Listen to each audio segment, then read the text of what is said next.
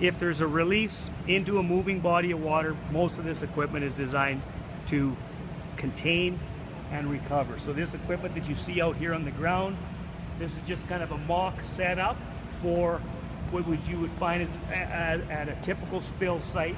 The scenario today was a spill or a release into the North Saskatchewan. So what we have here are just a few sections of containment boom. So this first section here would be protecting our shoreline.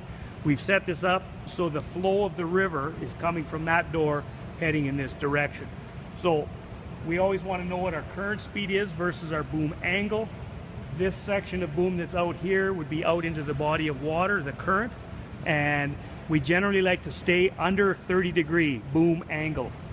You'd never want to send it across, directly straight across the river, because current equals pressure, and if that boom is going straight across, as the pressure hits with the oil, whatever, it's going to either start the boom bouncing, go underneath, or lose containment over the top.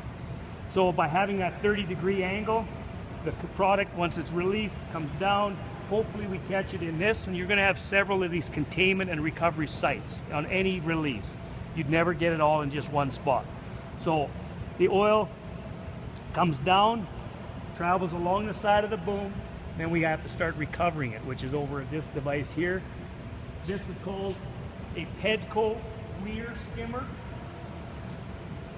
So if you can imagine the oil coming down and water, it's going to first come in here, and this is governed by the output of a 3-inch trash pump.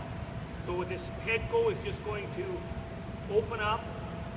The more I open that valve, the more this opens up.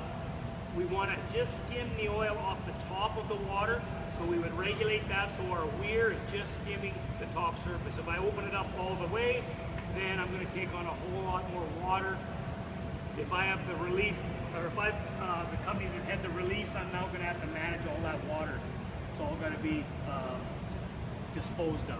So that is one of the items you have for recovery. There's other ones down here. We have a drum skimmer, which is far more effective.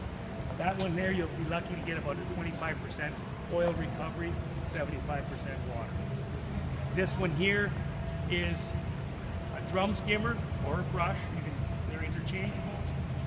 These ones here, you'll get about a 98% recovery. The drawback with these, you need calm, stalled water. That is the only option for fast moving water.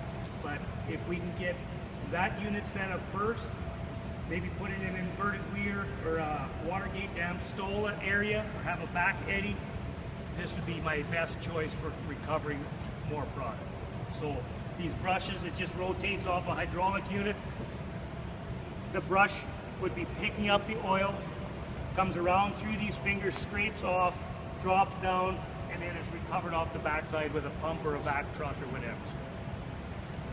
The problem with either one of these, you need about 12 to 18 inches of water for them to float and work properly.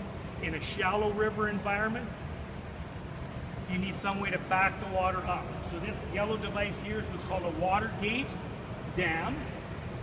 If you've only got, say, an inch of water flowing down a little creek bed, we want to put a skimmer in because it works the best in recovery, but we need to back the water up. So these things are just folded up. One guy can pick that bag up, carry it out to the river shore, to the creek bed, open it up, and just roll it out. So like I said, our current is flowing this direction. Even an inch of water flowing in here is going to start to open this up, and it's going to start to back up the water. So this thing is open up the full length, and again, your river might only be, your creek, 10 feet wide, or it could be 50 feet wide. These things Velcro together so we can add multiple ones together. So as it fills up, it's now stalled the water. It's backed up the water to the point where I can now get my skimmer in and start recovering product. Once it's filled up, I need a means of controlling the flow. Again, I want it to fill up, but I don't want it to breach around the side.